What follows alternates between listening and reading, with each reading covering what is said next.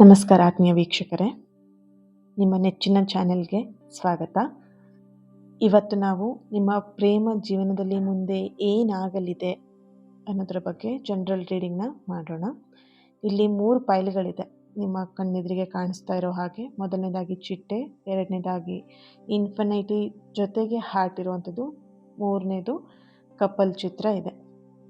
ನಿಮ್ಮ ಮನಸ್ಸಿಗೆ ಯಾವ ಒಂದು ಚಿತ್ರ ತುಂಬ ಅಟ್ರ್ಯಾಕ್ಟ್ ಆಗ್ತಿದೆ ಆ ಚಿತ್ರವನ್ನು ಆಯ್ಕೆ ಮಾಡ್ಕೊಳ್ಳಿ. ಮೊದಲನೇದಾಗಿ ಚಿತ್ರವನ್ನು ಆಯ್ಕೆ ಮಾಡ್ಕೊಳ್ಬೇಕು, ಕನ್ಫ್ಯೂಷನ್ ಆಗತ್ತೆ ಅಂತ ಹೇಳೋರು ಮನಸ್ಸನ್ನು ಫಸ್ಟು ಪೀಸ್ಫುಲ್ಲಾಗಿ ಶಾಂತವಾಗಿ ಇಟ್ಕೊಳ್ಳಿ. ಆಗ ಮಾತ್ರ ನಿಮಗೆ ಯಾವ ಚಿತ್ರದಲ್ಲಿ ನನಗೆ ಬೇಕಾಗಿರುವಂತಹ ಮೆಸೇಜಸ್ ಇದೆ ಅಂತ ನಿಮಗೆ ಫೀಲ್ ಆಗುತ್ತೆ. ಆವಾಗ ನೀವು ಆಯ್ಕೆ ಮಾಡ್ಕೊಳ್ಲಿಕ್ಕೆ ಸುಲಭ ಆಗುತ್ತೆ. ನಿಮಗೆ ಹೆಚ್ಚು ಆಕರ್ಷಕವಾಗಿ ಕಾಣಿಸ್ತಿರುವಂತಹ ಒಂದು ಫೈಲ್ನ ಆರಿಸ್ಕೊಳ್ಳಿ. ನೆನ್ಪಿಡಿ, ಇದೊಂದು ಜನರಲ್ ರೀಡಿಂಗ್ ಆಗಿರುತ್ತೆ. ನಿಮಗೆ ರೆಸೊನೇಟ್ ಆದರೆ ಮಾತ್ರ ಈ ಒಂದು ರೀಡಿಂಗ್ನ ವಾಚ್ ಮಾಡೋದಕ್ಕೆ ಕಂಟಿನ್ಯೂ ಮಾಡ್ತೀರಾ. ಅದರ್ವೈಸ್ ನೀವು ಪರ್ಸ್ನಲ್ ರೀಡಿಂಗ್ನ ಬುಕ್ ಮಾಡ್ಕೊಳ್ಬಹುದು.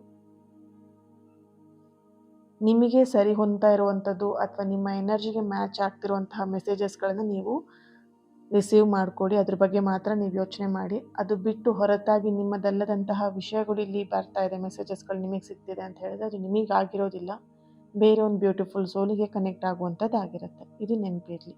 ಓಕೆ, ನೀವೆಲ್ಲರೂ ಕೂಡ ಚಿತ್ರವನ್ನು ಆಯ್ಕೆ ಮಾಡ್ಕೊಂಡಿದ್ದೀರಾ ಅಂತ ಹೇಳಿ ಅಂದ್ಕೊಳ್ತೀನಿ. ಇನ್ನೂ ಚಿತ್ರ ಆಯ್ಕೆ ಮಾಡ್ಕೊಳ್ಲಿಕ್ಕೆ ಗೊತ್ತಾಗ್ತಾ ಇಲ್ಲ ಅಥವಾ ಇನ್ನೂ ಟೈಮ್ ಬೇಕು, ಸಮಯ ಬೇಕು ಅಂತ ಹೇಳಿದರೆ ವಿಡಿಯೋನ ನಿಲ್ಲಿಸ್ಬಿಟ್ಟು ನೀವು ಚಿತ್ರವನ್ನು ಆಯ್ಕೆ ಮಾಡ್ಕೊಳ್ಬಹುದು. ಈಗ ರೀಡಿಂಗ್ನ ಸ್ಟಾರ್ಟ್ ಮಾಡೋಣ. ಮೊದಲನೇದಾಗಿ ಕೆಂಪು ಬಣ್ಣದ ಚಿಟ್ಟೆಯನ್ನು ಯಾರು ಆಯ್ಕೆ ಮಾಡ್ಕೊಂಡಿದ್ದೀರಾ, ನಿಮ್ಮ ರೀಡಿಂಗ್ ಸಕಾರಾತ್ಮಕವಾಗಿ ಬದಲಾವಣೆಗಳು ಇಲ್ಲಿ ಹೆಚ್ಚಾಗಿ ಕಾಣಿಸ್ತಾ ಇದೆ. ಚಿಟ್ಟೆ ಅಂತ ಹೇಳಿದ್ರೇ ಒಂದು ಹೊಸ ಅಧ್ಯಾಯ, ಹೊಸ ಒಂದು ಜನ್ಮ, ಅಥವಾ ಆ ಕಂಬಳಿ ಹುಳದಿಂದ ಚಿಟ್ಟೆಯ ರೂಪವನ್ನು ತಾಳುವಂಥದ್ದು ಒಂದು ಟ್ರಾನ್ಸ್ಫಾರ್ಮೇಷನ್ ಅಲ್ವಾ. ಸೊ ಇಲ್ಲಿ ಎನರ್ಜಿ ನೋಡಬಹುದು. ನಿಮ್ಮ ಎನರ್ಜಿಗೆ ಕನೆಕ್ಟ್ ಮಾಡಿದಾಗ, ಹಾಗೆ ಪ್ರೀತಿ ಎನರ್ಜಿಲಿ ಕನೆಕ್ಟ್ ಮಾಡಿದಾಗ ಒಂದು ಹೊಸ ಆರಂಭ ಅನ್ನುವಂಥದ್ದು ಇಲ್ಲಿ ಪಾಸಿಟಿವ್ ಆಗಿ ಬರ್ತಾ ಇರುವಂಥದ್ದು. ನಿಮ್ಮ ಲೈಫಲ್ಲಿದ್ದಂತಹ ಹಳೆಯ ನೋವುಗಳು ಏನಿತ್ತು ಅದೆಲ್ಲದೂ ಕೂಡ ಮರೆಯಾಗಿ ಒಂದು ಹೊಸ ಆರಂಭವಾದ ಒಂದು ಮುನ್ಸೂಚನೆಯಲ್ಲಿ ಕಾಣಿಸ್ತಾ ಇದೆ. ಇಲ್ಲಿ ನಿಮ್ಮ ಸಂಗಾತಿಯಿಂದಲೇ ನಿಮಗೆ ಸಿಹಿ ಸುದ್ದಿ ಸಿಗಬಹುದು, ಅಥವಾ ಯಾರೆಲ್ಲ ಇನ್ನು ಬ್ರೇಕಪ್ ಆಗಿಬಿಟ್ಟು ಇನ್ನು ಬೇಡವೇ ಬೇಡ, ಈ ವಿಷಯವನ್ನು ಮುಂದುವರ್ಸೋದು ಬೇಡ ಅಂತ ಹೇಳಿ ಯಾರು ತೀರ್ಮಾನ ತಗೊಂಡು ಹೊಸ ಜೀವನವನ್ನು ಪ್ರಾರಂಭ ಮಾಡೋದಕ್ಕೆ ಯಾರು ಹೆಜ್ಜೆ ಇಡ್ತಾ ಇದ್ದೀರಾ, ನಿಮಗೂ ಕೂಡ ಒಂದು ಸಿಹಿ ಸುದ್ದಿ ಸಿಗುವಂತಹ ಒಂದು ಎನರ್ಜಿ ಇಲ್ಲಿ ಬರ್ತಾ ಇದೆ. ಇಲ್ಲಿ ನಿಮ್ಮ ಒಂದು ಎನರ್ಜಿಲಿ ನೀವು ಯಾವುದೋ ಒಂದು ಟಾಕ್ಸಿಕ್ ರಿಲೇಷನ್ಶಿಪ್ಪಲ್ಲಿ ಇಷ್ಟು ದಿನ ಇದ್ರಿ, ಯಾವುದೋ ಒಂದು ಪಾರ್ಟ್ನರ್ ಜೊತೆಗೆ ತುಂಬ ಕಷ್ಟಪಟ್ಟು ಜೀವನವನ್ನು ಮಾಡ್ತಾ ಇದ್ರಿ. ಈಗ ನಿಮ್ಮ ಜೀವನವನ್ನು ನೀವು ಮಾಡಬೇಕು ಅನ್ನೋಂಥ ಎಲ್ಲೋ ಒಂದು ನಿರ್ಧಾರನ ತಗೊಂಡು ಒಂದು ಹಂತಕ್ಕೆ, ಅಂದರೆ ಧೈರ್ಯ ಮಾಡಿ ಮನಸ್ಸನ್ನು ಗಟ್ಟಿ ಮಾಡಿಕೊಂಡು ನಿಮ್ಮ ಜೀವನವನ್ನು ನೀವು ನೋಡಲೇಬೇಕು, ಬೇರೆ ದಾರಿಯನ್ನು ನೋಡಲೇಬೇಕು ಅನ್ನೋಂಥ ತೀರ್ಮಾನ ತಗೊಂಡು ಯಾರು ಹೊರಗೆ ಬಂದಿದ್ದೀರಾ ಆ ರಿಲೇಷನ್ಶಿಪ್ಪಿಂದ, ನಿಮಗೆ ಇಲ್ಲಿ ಬರ್ತಿರುವಂಥದ್ದು ನೀವು ತಗೊಂಡಿರುವಂಥ ನಿರ್ಧಾರ ಇವಾಗ ನಿಮಗೆ ತುಂಬ ಕಷ್ಟ ಅನ್ನಿಸ್ತಿರ್ಬೋದು, ಅಥವಾ ಅದನ್ನು ಒಪ್ಕೊಳ್ಲಿಕ್ಕೆ ನಿಮಗೆ ಕಷ್ಟ ಆಗ್ತಿರ್ಬೋದು. ಬಟ್ ಮುಂದೊಂದು ದಿನ ನೀವು ತಗೊಂಡಿರುವಂಥ ನಿರ್ಧಾರ ನಿಮಗೆ ಹೆಮ್ಮೆ ಪಡೋ ಹಾಗೆ ಇಲ್ಲಿ ಕಾಣ್ತಾ ಇದೆ ಎನರ್ಜಿ. ಓಕೆ, ಇಲ್ಲಿ ಒಂದು ಸ್ಮಾಲ್ ವಿಷಯನ, ನಿಮಗೆ ಒಂದು ಚಿಕ್ಕದಾಗಿರುವಂಥ ವಿಷಯವನ್ನು ಹೇಳ್ತಾ ನಿಮಗೆ ಅರ್ಥ ಮಾಡಿಸ್ತೀನಿ. ಒಂದು ಹಳೆಯದಾಗಿರುವಂತಹ ಮರ ಇರುತ್ತೆ. ಹಳೆಯದಾಗಿರೋದು ಅಂತ ಹೇಳಿದ್ರೆ ಇನ್ನೇನು ತುಂಬ ಅದಕ್ಕೆ ವಯಸ್ಸಾಗಿರುವಂಥದ್ದು, ಇನ್ನೇನು ಅದು ಆಯಸ್ಸು ಮುಗೀತು ಅನ್ನುವಂತಹ ಮರ ಇರುತ್ತೆ. ಆ ಮರದ ಮೇಲೆ ಹಕ್ಕಿ ಒಂದು ಗೂಡು ಕಟ್ಕೊಂಡಿರುತ್ತೆ. ಒಂದ್ಸಲ ಜೋರಾಗಿ ಗಾಳಿ ಬೀಸಿದಾಗ ಆ ಮರ ಮೊದಲನೇದಾಗಿ ಹಳೆಯದಾಗಿರುತ್ತೆ, ಅದರದಿನ ಆಯಸ್ಸು ಮುಗೀತಾ ಬಂತು ಅಂತ ಆಗಿರುತ್ತೆ. ಸೊ ಜೋರಾಗಿ ಗಾಳಿ ಬೀಸಿದಾಗ ಏನಾಗುತ್ತೆ, ಆ ಮರ ಬಿದ್ದೋಗ್ಬಿಡತ್ತೆ. ಆ ಬಿದ್ದೋದಾಗ ಆ ಮರದ ಮೇಲೆ ಮಾಡಿದ್ದಂಥ ಹಕ್ಕಿಯ ಗೂಡು ಏನಾಗುತ್ತೆ, ಅದು ಕೂಡ ಗಾಳಿಗೆ ಬಿದ್ದೋಗಿ ಅದು ಗೂಡು ಕೂಡ ಹಾಳಾಗತ್ತೆ.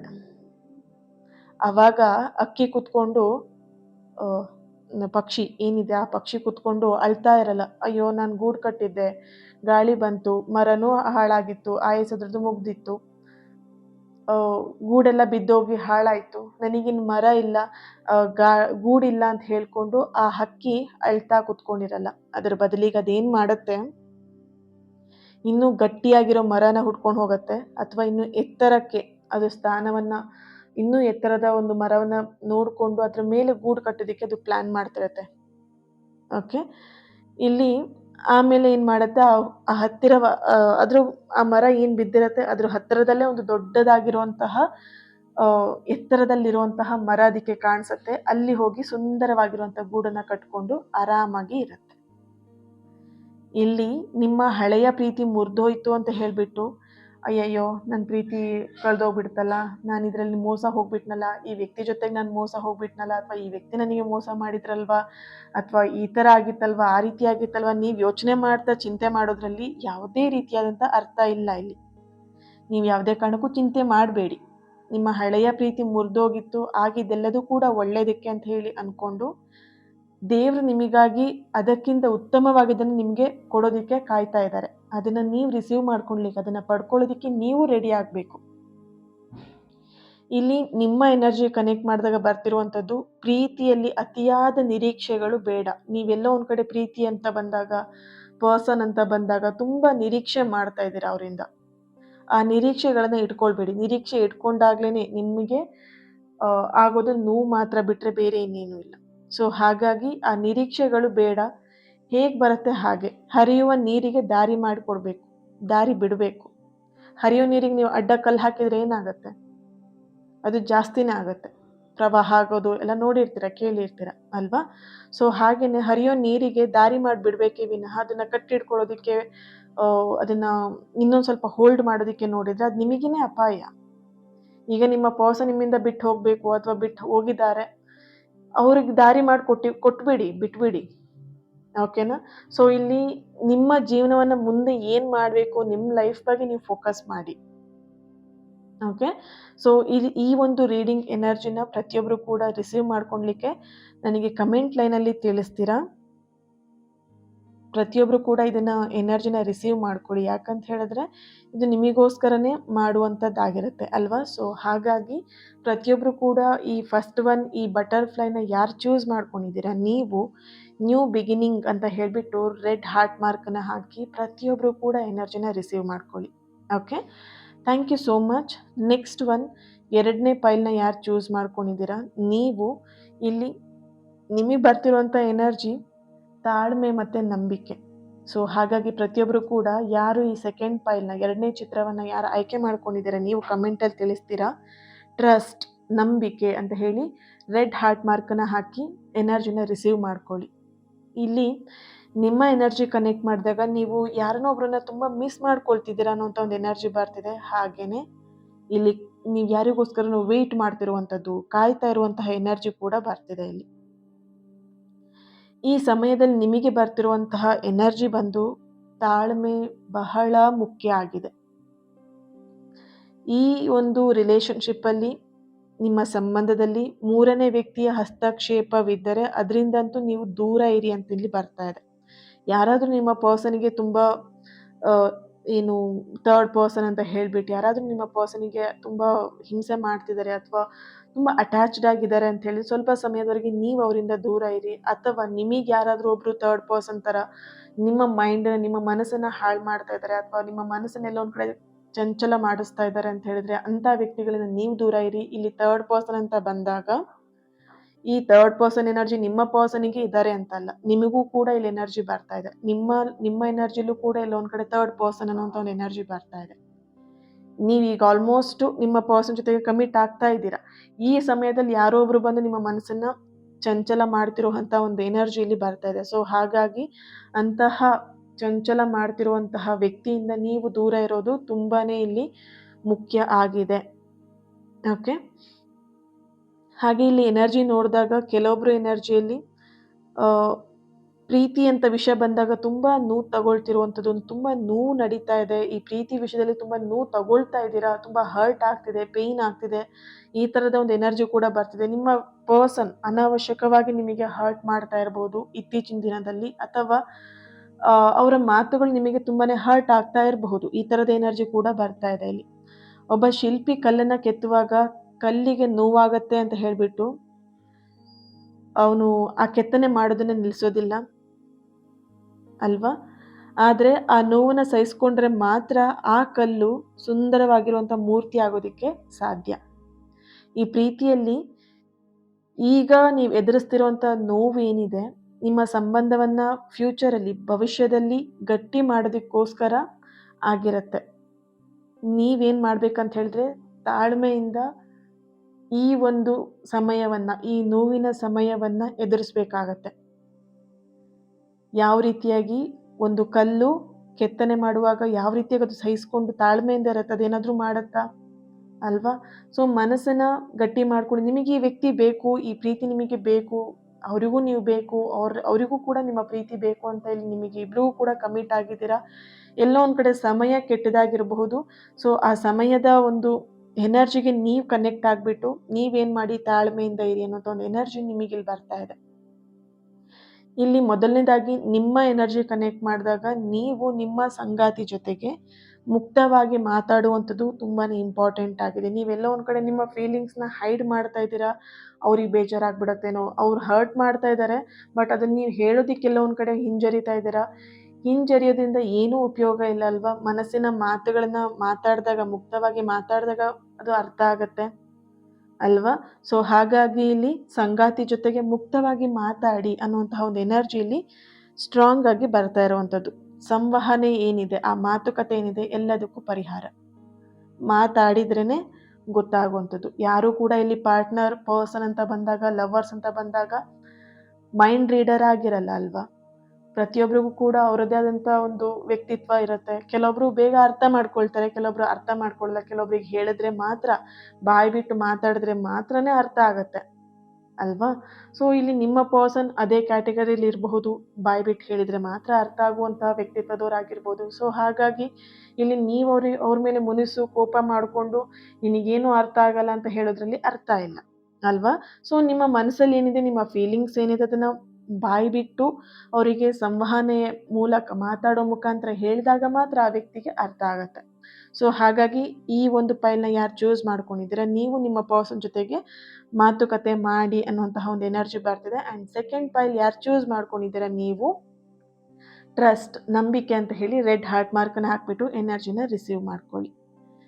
Thank you so much. ಹಾಗೆಯೇ ಮೂರನೇದು, ಯಾರು ಕಪಲ್ ಚಿತ್ರವನ್ನು ಆಯ್ಕೆ ಮಾಡ್ಕೊಂಡಿದ್ದೀರಾ, ನೀವು ಕಮೆಂಟಲ್ಲಿ ತಿಳಿಸ್ತೀರಾ ರಿಯೂನಿಯನ್ ಅಂತ ಹೇಳಿಬಿಟ್ಟು ರೆಡ್ ಹಾರ್ಟ್ ಮಾರ್ಕನ್ನು ಹಾಕಿ. ಅದಕ್ಕೂ ಮುಂಚೆ ರಿಯೂನಿಯನ್ 111 ಅಂತ ಹೇಳಿಬಿಟ್ಟು ಆ್ಯಡ್ ಮಾಡಿ red heart ಮಾರ್ಕನ್ನು hockey.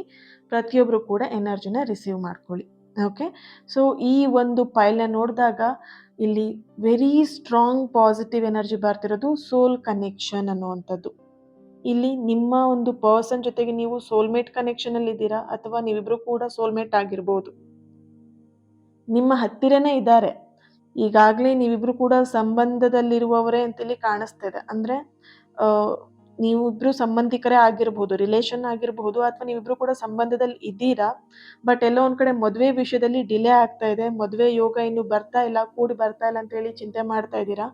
But very soon ನಿಮಗೆ ಒಂದು 3 ಮಂತ್ಸ್ ಅಥವಾ 6 ಮಂತ್ ಒಳಗಡೆ ಅವರಿಂದ ನಿಮಗೆ ಒಂದು ಕಮಿಟ್ಮೆಂಟ್ ಸಿಗತ್ತೆ ಮದುವೆ ವಿಷಯದಲ್ಲಿ ಅನ್ನೋಂಥ ಒಂದು ಎನರ್ಜಿ ಬರ್ತಿದೆ. ನೀವು ಪ್ರೀತಿಸುವ ವ್ಯಕ್ತಿ ಏನಿದ್ದಾರೆ ನಿಮ್ಮ ಬಗ್ಗೆ ತುಂಬಾನೇ ಯೋಚನೆ ಮಾಡ್ತಾ ಇದ್ದಾರೆ. ಅವರಿಗೆ ನಿಮ್ಮನ್ನ ಬಿಟ್ಟಿರೋದಕ್ಕಾಗಲ್ಲ. ಇಲ್ಲೆಲ್ಲೋ ಒಂದು ಕಡೆ ಫ್ಯಾಮಿಲಿ ಇಶ್ಯೂಸ್ ಬರ್ತಿರ್ಬೋದು, ಅಥವಾ ಮದುವೆ ವಿಷಯದಲ್ಲಿ ಎಲ್ಲೋ ಒಂದು ಕಡೆ ಡಿಲೇ ಆಗ್ತಿರ್ಬಹುದು. ಬಟ್ ಡಿಲೇ ಆಗ್ತಿದೆ ಅಂತೇಳಿ ಅವರಿಗೆ ನಿಮ್ಮ ಮೇಲೆ ಪ್ರೀತಿ ಇಲ್ಲ ಅನ್ನೋಂಥ ಅರ್ಥ ಅಲ್ಲ. ಅವರದ್ದೇ ಆದಂಥ ಒಂದು ಸಮಸ್ಯೆಗಳಿಂದ ಅವರು ಸಿಲುಕೊಂಡಿದ್ದಾರೆ ಅನ್ನೋಂಥ ಅರ್ಥ. ಓಕೆ, ಸೊ ಹಾಗಾಗಿ ನೀವು ಪ್ರೀತಿಸ್ತಿರುವಂಥ ವ್ಯಕ್ತಿ ನಿಮ್ಮ ಬಗ್ಗೆ ತುಂಬಾನೇ ಯೋಚನೆನ ಮಾಡ್ತಾ ಇದ್ದಾರೆ. ಫ್ಯೂಚರ್ ಪ್ಲಾನಿಂಗ್ ಕೂಡ ಅವರು ಮಾಡ್ತಿರುವಂಥದ್ದು ಯಾವ ರೀತಿಯಾಗಿ ಅನ್ನುವಂಥ ಒಂದು ಎನರ್ಜಿ ಇಲ್ಲಿ ಬರ್ತಾ ಇದೆ.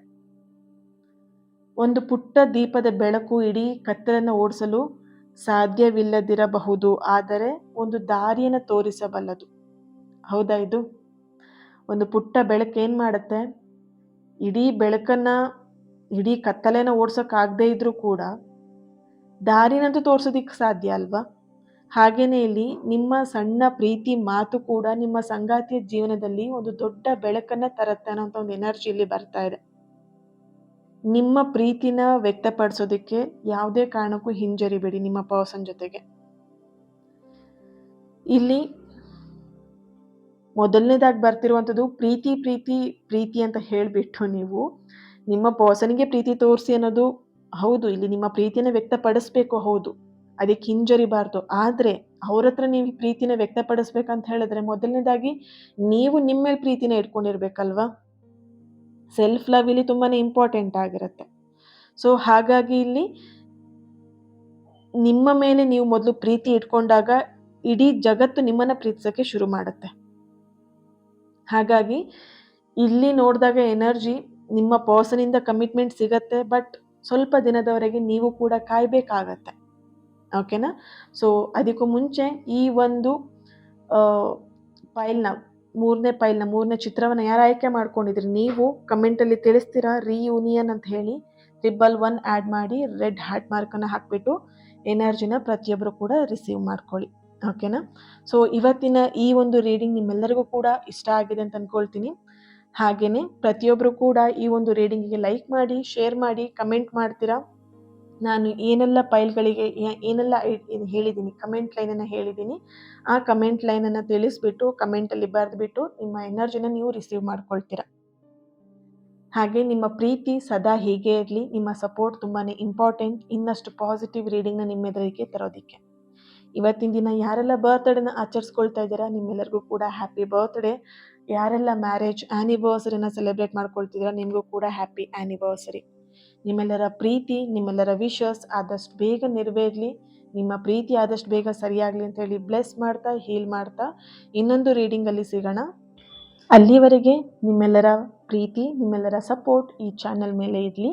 And lots of love. Thank you so much. God bless you all.